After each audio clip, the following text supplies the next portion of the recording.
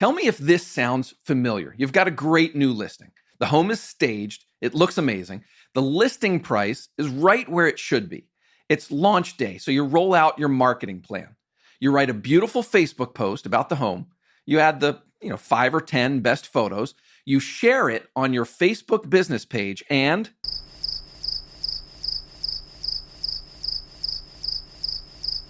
yeah, been there, done that. I know that feeling very, very well. In fact, I just checked on my wife's latest listing. The Facebook post was seen by a whopping 70 people, and it got one like from a local title officer. Great, great performance.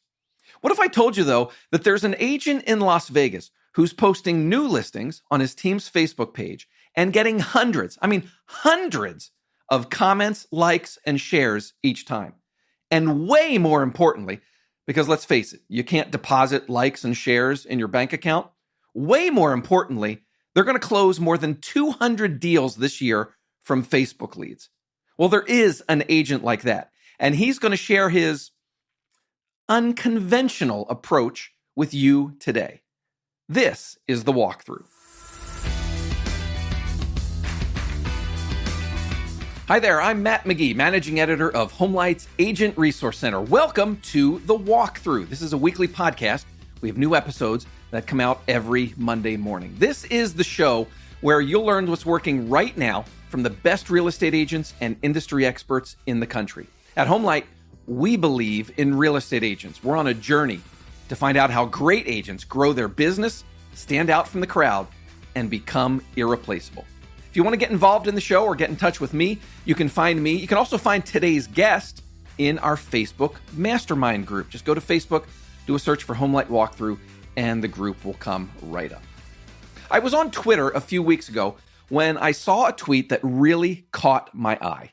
Jimmy Mackin, he's the CEO and co-founder of the real estate marketing platform Curator. Jimmy posted about an agent who's doing 200 deals a year from Facebook. Say what? He also said this agent teaches the system to other agents, but very few ever execute on it. So I thought, a successful Facebook strategy that sets you apart in your market sounds like a perfect fit for the walkthrough. It also sounds like it might be unique. I was right. It is. The agent in question is Joe Herrera, one half of the Joe Taylor team in Las Vegas. Joe got his license 20 years ago. He and his partner formed their team in 2005. They currently have about 50 agents on the team. They're going to do about 1,000 transactions total this year. Over the past 10 years or so, they've done about 1,500 deals from Facebook with this system that I've already described as unique and unconventional. It's definitely different. There's going to be a plot twist or two in this episode, but it's a system that any agent can R&D if you're willing to be consistent, persistent, and put in the work. So on today's show, listen for Joe to talk about the hierarchy of clickability. What types of content do people want to engage with online?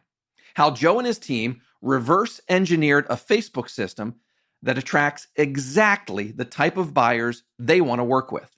And how they turn Facebook just listed posts into conversations with hundreds of potential buyers. You may want to get your marketing person to listen in today. We're going to get, a little bit in the weeds. We're going to talk about chat bots and stuff like that. At the very end of the show, I'll have a 1 more minute segment also about social media, so please stay tuned for that. There's also a quick scheduling note before we wrap things up. For now, here's my conversation with Joe Herrera, all about the system that's bringing in 200 plus deals per year from Facebook. As I scroll through your Facebook page, I am looking at the posts where you're advertising homes for sale. Here's a couple of the most recent ones. 150 reactions, 45 comments, 12 shares. That's just one post. 166 reactions, 100 comments, and 8 shares. That's another one. The next one I saw, 155, 78 comments, 11 shares.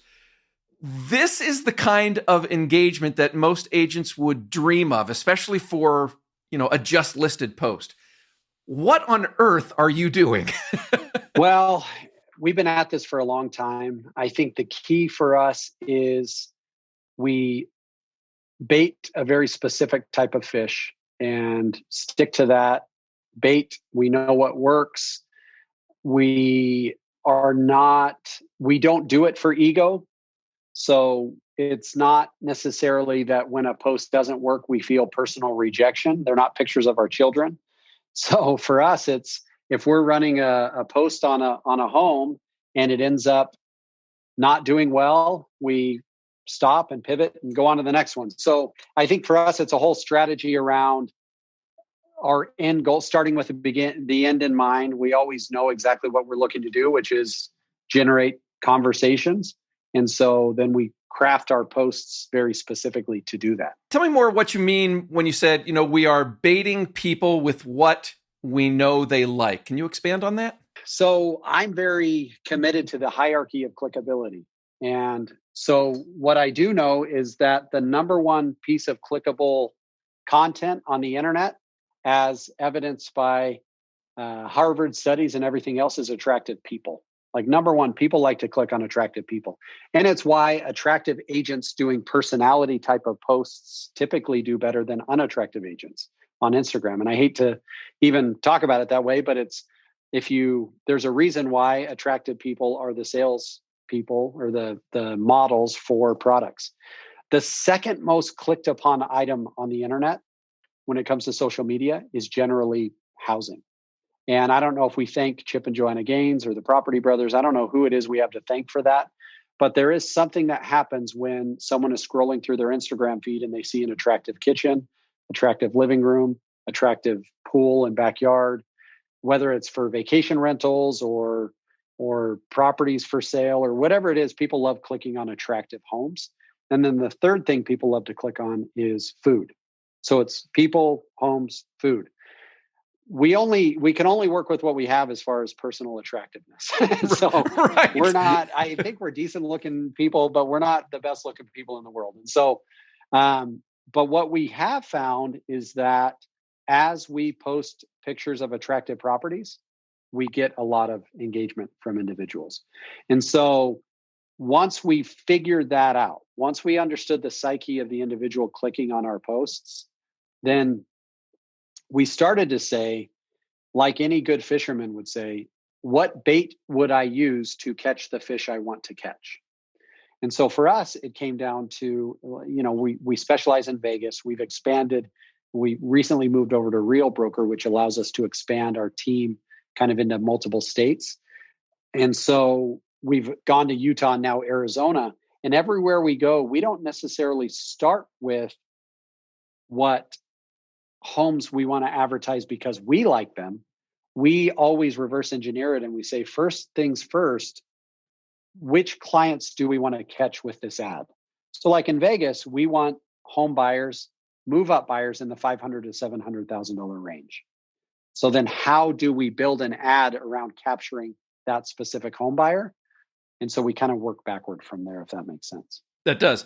And I want to dive into exactly what you're doing with these posts, and I have a bunch of questions about that. But first, let me fast forward to the end, because I know listeners are going to be like, all right, this sounds great. I mean, yeah, I'd like to get 100 comments on my just listed post, but is he actually like getting business from this? So take me to the end in terms of results you guys see, and then we'll rewind and come back and explain how it happens. Yeah, I have no doubt we'll hit 250 closed Facebook leads this year in 2021. I think we're currently at about 118 and trending upward. So for us, our goal is 20 closings from Facebook every single month. We're not as deep on Instagram. The principles are universal, so they work on Instagram, but our bread and butter is Facebook, because Facebook lets us do some things different than Instagram allows us to do. So the end result is we'll close 250 transactions this year from Facebook. I think we've done over 1,500 transactions from Facebook in the last 10 years. And so every year we do more. I think last year we ended up right around 220. This year we'll do 250. That's fantastic. That's the kind of results that like I said, agents anywhere would love to have.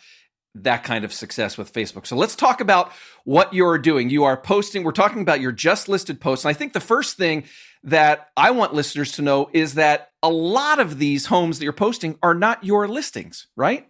Yeah. So we unfortunately have a finite number of homes that we personally list. We don't always have the inventory ourselves to market the property to catch the client, to create the conversation that we want to create. And so a lot of times we have other agents in our marketplace that do have that inventory. So from time to time, it's a new home that is a standing inventory home that Pulte has. So we'll reach out to the sales agent at Pulte and say, "Hey, I would love to market your property to our followers on Facebook and their friends and family. Are you good with that?" Or we'll reach out to other agents at other companies and we'll say, "Hey, what's up? It's Joe with Real Broker. Would love to feature your listing at 123 Main Street on our Facebook page. We'll probably generate about 40,000 eyeballs on the home tomorrow if you're cool with it." Some people tell us to go take a hike. Some people will say, "My client doesn't want any other agents marketing it," which is a lie. Some people will say, "My broker doesn't allow it." And so we deal with a lot of rejection. We probably get 3 out of every 10 agents we approach, or 3 out of every 10 properties we acquire on, will give us a thumbs up and say, "Go ahead." Those agents are the more abundant mindset agents, or they're the agents that 3 weeks ago would tell us no, but now 3 weeks later, they're still sitting there and they haven't sold. So they're a little bit more open-minded. And that was in the beginning how it started. As it's progressed now, we have a lot of agents that'll reach out to us and say, "Hey, 123 Main Street just went up for sale. Would you mind featuring it on your Facebook page?" And so now we get a lot of agents that'll reach out to us. And so our goal with our Facebook page is not a pageant of the current inventory we possess. Our Facebook page is a presentation of the best homes in the whole city. And so agents become comfortable with knowing that our Facebook page isn't a "here is our listings." Our Facebook page is a "here are amazing properties in our marketplace." It sounds like you're turning your Facebook page into sort of like a localized version of a Zillow or Redfin or Trulia. 1,000%. I'm not willing to pay Zillow what they want me to pay them. So Zillow in Vegas wants $200 to $250 per conversation starter. Not even that, $250 per conversation opportunity. We generally generate the leads we generate with an all-in cost of around $10 per conversation starter. So we say, rather than paying Zillow $250, we'll do it ourselves for $10. And we know that the people we talk to are actual people. And the only reason those people would give us their information is because they want the information on the property. So it's just creating a Zillow quality, which I think is actually higher than Zillow quality lead, for 1/12th of the cost or 1/20th of the cost. So the other agents, the other brokerages are now at the point where they are coming to you, asking you if you would feature their properties on your page.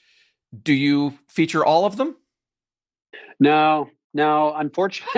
Unfortunately, imagine a passenger on a fishing vessel comes up to you and says, "Hey man, I would love to catch a swordfish. Will you toss this hot dog out there?" And you would just have to say, like, "Unfortunately, I can't." So it's easy enough for us to feature any property. Like, I could create 100 home posts per day, but Facebook's rules are, regardless how good the information you put out there is, if you don't pay them, they won't put it in front of enough people for it to really make a difference. And so their algorithm is amazing. If you put some money behind a good piece of content, then they'll explode it for you. But if you put out a good piece of content without money, it will go nowhere. And if you put out a bad piece of content and put a ton of money behind it, it will still go nowhere. So you have to marry those two things together. The content has to be great, and you have to put money behind it. So every once in a while, someone will bring me a property that is just not that great, or it just won't catch the fish that I want to catch. So a quick recap here. Joe is using both his own listings and listings from other agents and advertising them on his Facebook page. He's created sort of like a mini Zillow just for the Las Vegas area. He features some of the nicest properties that will attract the buyers that he wants to work with. Now, you just heard him say that he's paying to advertise these listings. All those comments and shares aren't organic. But Joe told me he's not going into Facebook Ads Manager and putting together a complicated ad with, all the bells and whistles and everything. He's literally just boosting each post to the entire city of Las Vegas with no other targeting. And this is important. For each boosted post, he sets the goal to be get more messages. You're going to hear more about that in a bit. Now, let's talk about the money side of things. Joe says he spends about $8,000 per month boosting these posts. That's based on reverse engineering. There are 20 agents who are part of his lead program. They need about 800 conversations total per month in order to close 15 to 20 deals.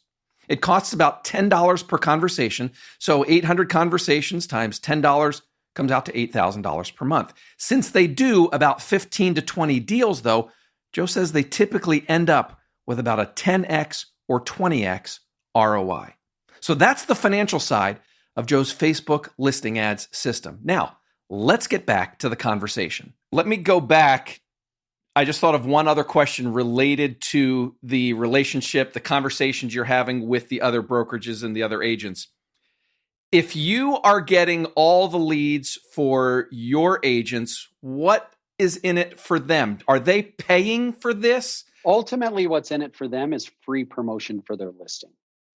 So the only reason agents agree to do it is they either understand something up front or they come to understand something a few weeks in. So up front, a lot of agents are like, blow it up. Like, I don't care. Because ultimately, their number one job, their fiduciary responsibility is what is in the best interest of their client.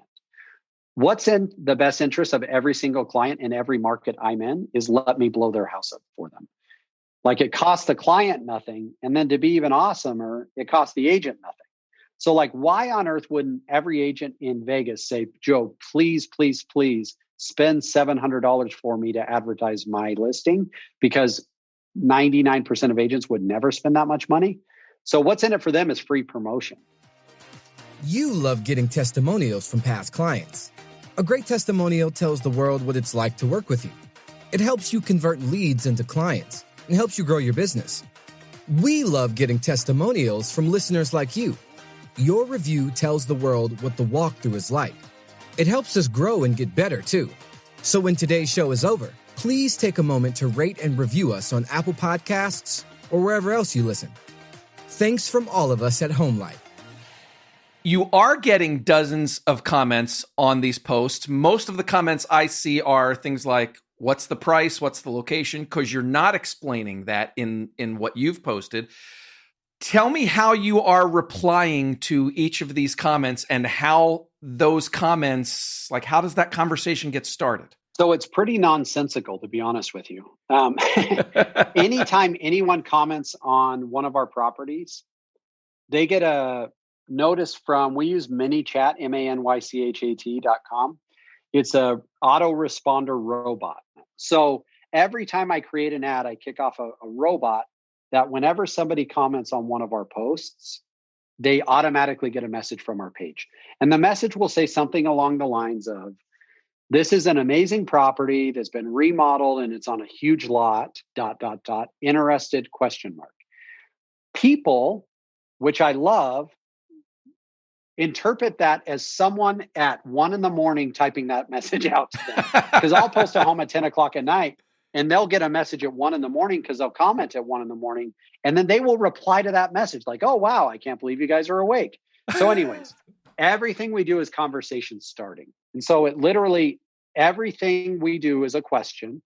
So that happens when someone comments. When someone clicks send message, a automated preformed question with 3 clickable answers pops up.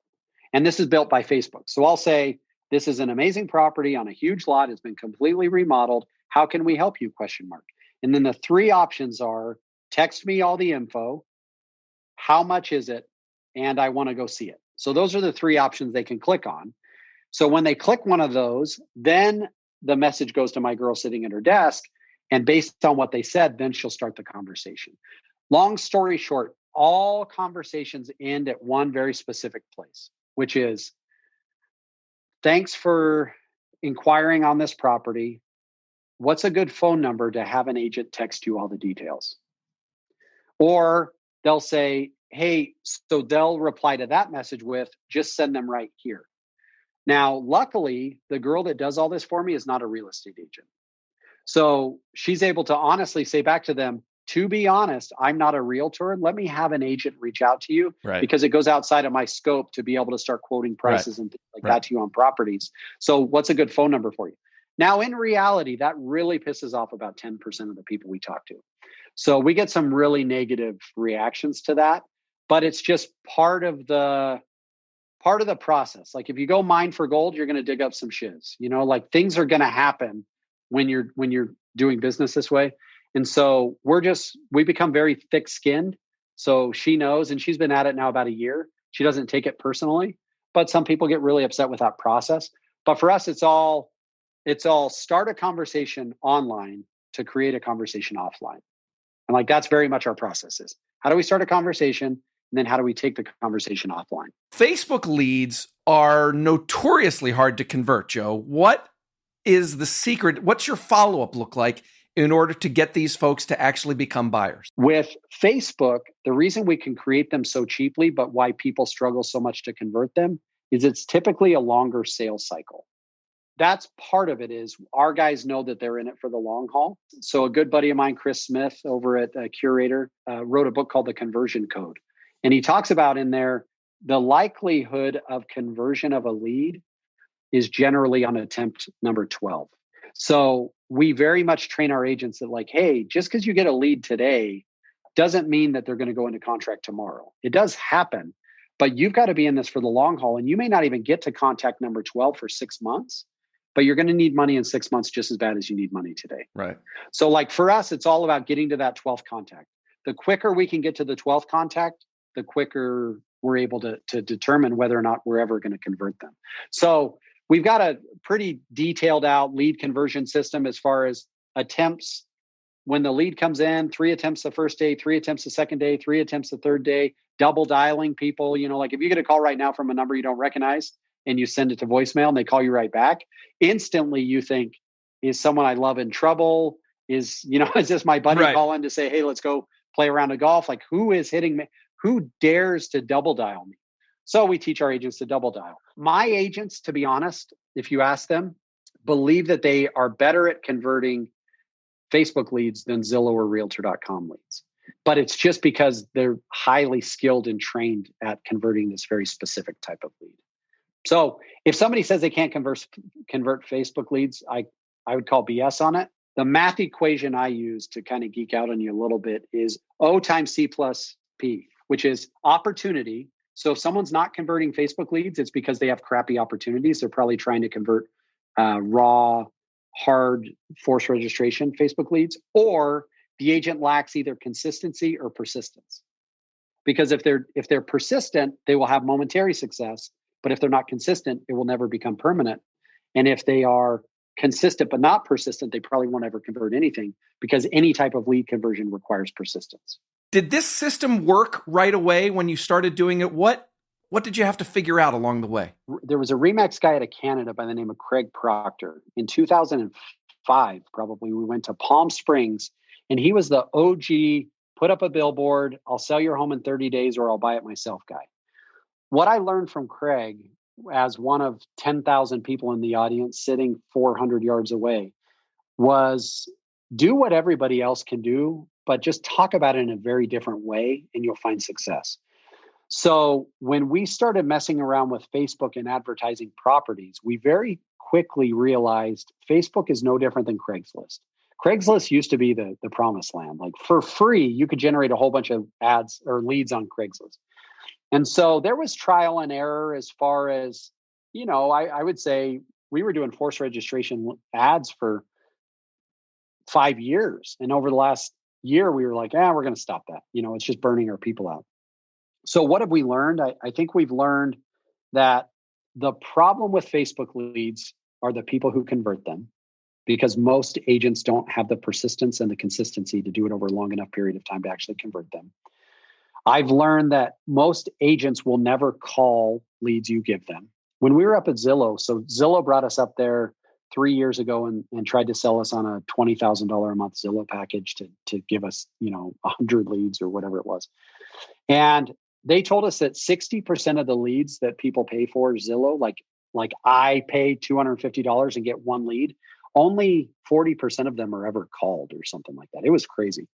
So there's been lots of trial and error around that. Our process of lead generation hasn't changed for the last 5 years. Like if you go back 5 years ago, the homes were generally really good pictures. We don't give out price and location in our ad. It's a pay to play system where if people want the information, they need to communicate with somebody. It's no different than a registration wall on any other website around America that when you click on a property and you click view more info, it asks for your information. We just do it in probably a more human way. So I've learned a lot of those lessons. The mistakes you make are if you have agents that are willing to convert leads, but you're not willing to spend the money to generate them. Or if you generate a whole bunch of leads, but you don't have the agents with the stick-to-itiveness to convert them, either way, you're wasting a bunch of money. So my constant obsession is, how do I create good leads? And then how do I find good agents willing to convert them? I did a quick little survey in our listener community just a couple days ago asking, how often do you use your Facebook page to advertise a home for sale from another agent on another team or another brokerage? Joe, very few, if any, said that they ever do it. The ones that do it very infrequently. So with that in mind, that this is kind of a strange idea, or maybe an idea that not a lot of agents do or want to do, what kind of final words of advice or words of wisdom would you want to share with my listeners? So my parting advice would be to begin with the end in mind. Decide for yourself what your Facebook page is. Is it a reputation building tool where you satisfy your homeowners by promoting their listing? Then it very much doesn't matter what you do as long as you put some money behind it. But if it is a lead generation tool, you're probably going to need to become comfortable with having peers, other people you respect, tell you to go screw yourself when you ask them to advertise their listing, because 5 out of every 10 people you ask would say, yeah, no, why would I ever let you advertise my listings? And so you have to become comfortable, and your skin gets tougher around that. But it all satisfies, like the means all satisfy the end. I'm going to do 250 deals this year from Facebook. We'll do 300 next year. The next year I want to do 400. And it's all the same boring crap I do while watching Ted Lasso at 10 o'clock at night. But it's all because the ends are justified, whatever means it takes to get there. I told you it was an unconventional approach, but I don't know. I really like the idea of turning your Facebook page into a lead generation machine by using all kinds of great homes for sale and not just focusing on your own listings. Super clever approach. Hey, a 1 more minute segment is coming up at the very end of the show. I also have a quick schedule update in just a moment. But right now, let's do our takeaways segment. Here's what stood out to me from today's conversation. Takeaway number 1, the idea behind this unique system is to generate conversations. The system is very, very intentional about trying to start conversations with exactly the buyers that Joe and his team want to attract. Takeaway number 2, they're turning their Facebook page into a local version of Zillow or Redfin, a place where locals can see all kinds of new and beautiful homes for sale.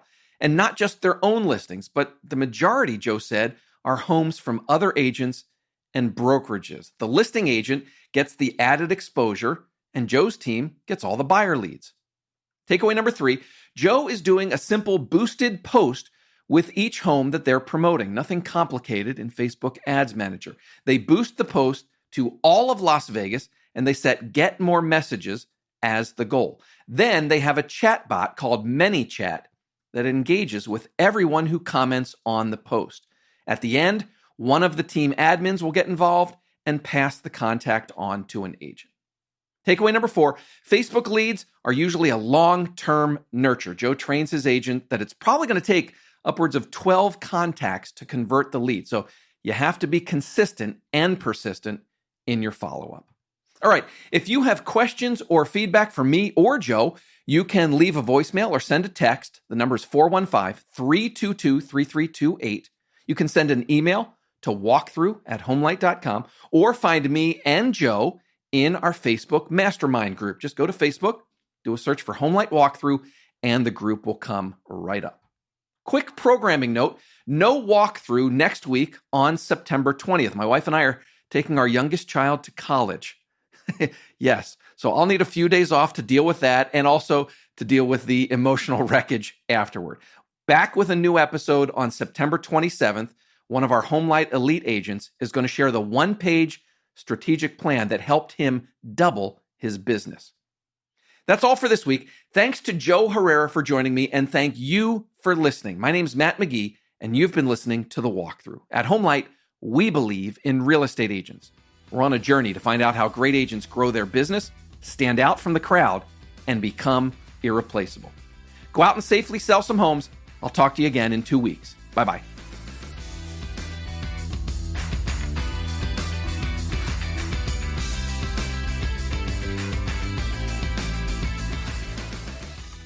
Welcome back, and welcome to another edition of One More Minute. As long as we're talking about social media, a quick word of advice. You've seen those 30-day social media posting calendars, right?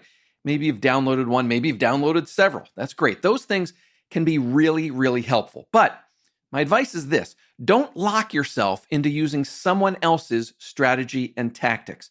Look at those calendars more like a 30-day idea sheet, not something that you have to follow lock, stock, and barrel.